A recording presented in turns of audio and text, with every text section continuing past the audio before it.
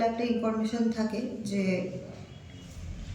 তো গর্জি বাজারের মধ্যে একটা দোকানে কিছু ফরেন লিকার প্লাস কিছু কান্ট্রি মেড লিকার সেল করা হচ্ছে। অ্যাকর্ডিংলি ওসি গর্জি আউটপোস্ট আর আমরা আমাদের স্টাফ নিয়ে রেড করি ওই দোকানটাতে, কৃত্তিকা হোটেল, ওখানে রেড করে আমরা বেশ কিছু পরিমাণ both country made liquor and foreign liquor আমরা সিজ করতে পারি এবং একজনকে অ্যারেস্ট করেছি যে দোকানের মালিক ছিলেন, তার নাম কৃষ্ণদেব। মটার যে ধরা হলো বাজার মূল্য কত একটু প্রায় এরকম 8 to 10,000 মতো। আচ্ছা ম্যাডাম, আসামের মামলায় আপনারা কি মামলা দেবেন আসামের বিরুদ্ধে?